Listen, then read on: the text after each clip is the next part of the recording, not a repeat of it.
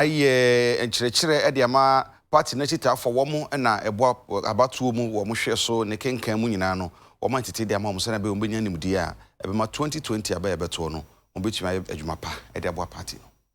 Polling station executive ni electoral area coordinators and MPP amayukuni krabata ewa Akuapem North about to mpisua no so apoye mantemu eyantiti ye ede ema musa de bebo no munyanti ase ewa abato ahodo ebekọ so Ghana ha sei eno na okre aban kra chipenyo ho no mo onmunya for Daniel Kenneth eka side to dwachiri mu se edru abato so mumfi omanipa no mumfa nhwemu yi se de bebo na asumdwe abane nkunumdie akọ ede ama MPP aban no eno achi no kire se obo mu no ye wie pe no pesa mun mo no pe kinkran ye de nabaso bode ama no se de bi eyen kakra enti ono krampo de ne ho eyen fato ho kire se ebra no mo eto aba o man Ghana masen wo yi ni yam ejina ye pass polling station executive na ewi eche ne nkunubudi ekọ ye de ma MPP no se emrane nkrofo tade bone pa ani dan botwe boy ni nyada eyen ne bode ma wo boy ye ntiem na ma ne wanya aban kra chipanyini no. The flagship program the free senior high school no alone Emma wo of Asibi Oko school I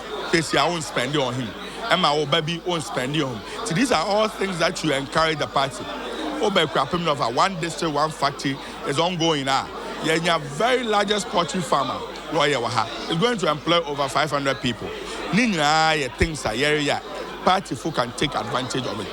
Planting for food and job. Or your party bar. Next and how use cotton fertilizer. Cotton brew, yeah, they say a bank as subsidize it. Free half. And it be quite almost free. And these are in Yama Yadi share party phone crime.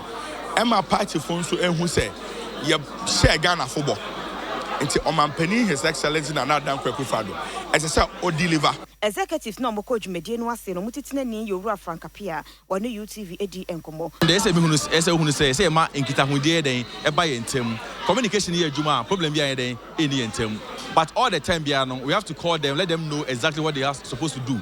Na tuma bua party na ma party na dey etumpon. Polling station executives na dey omfantete yemu ni bi ene UTV kasa che sentete ye no aba wo merpem. Edi kamede Asadaba Constituency executives esa se na worry ye ne de yehu bi da.